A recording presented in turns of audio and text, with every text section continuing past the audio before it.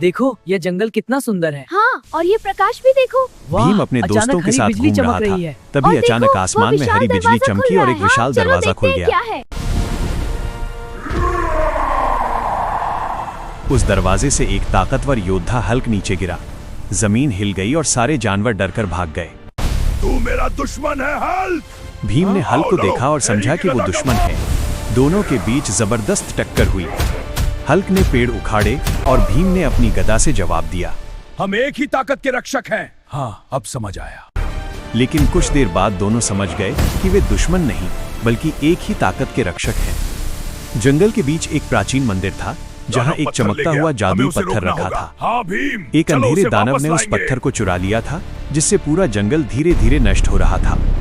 भीम और हल्क ने मिलकर उस पत्थर को वापस लाने का फैसला किया।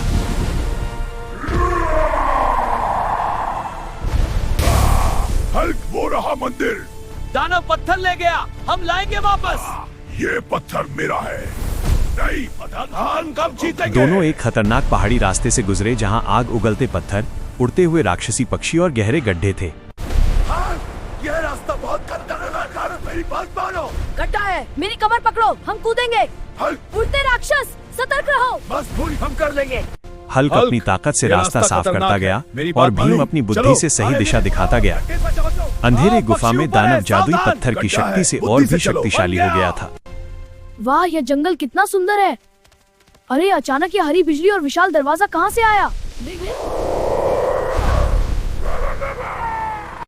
मेरी शक्ति अब और भी बढ़ गई है। हम इसे रोकेंगे। रुको नहीं, तुम मुझे नहीं हरा सकते। ये लो, अब खत्म करो। दानव तिरांत हो गया। देखो, जादुई पत्थर वापस चमकने लगा। हाँ, और पूरा जंगल फिर से हरा भरा हो गया। फूल खिल उठे और जानवर खुशी से लौट आए। भीम अपने दोस्तों के साथ घूम रहा था, तभी अचानक आसमान में हरी बिजली चमकी और एक विशाल दरवाजा खुल गया। उस दरवाजे से एक ताकतवर योद्धा हल्क नीचे गिरा। जमीन हिल गई और सारे जानवर डरकर भाग गए। भीम ने हल्क को देखा और समझा कि वो दुश्मन है। दोनों के बीच जबरदस्त टक्कर हुई। हल्क ने पेड़ उखाड़े और भीम ने अपनी गदा से जवाब दिया। लेकिन कुछ देर बाद दोनों समझ गए कि वे दुश्मन नहीं बल्कि एक ही ताकत के रक्षक हैं। जंगल के बीच एक प्राचीन मंदिर था जहां एक चमकता हुआ जादुई पत्थर रखा था।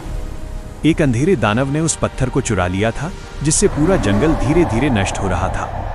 भीम और हल्क ने मिलकर उस पत्थर को वापस लाने का फैसला किया।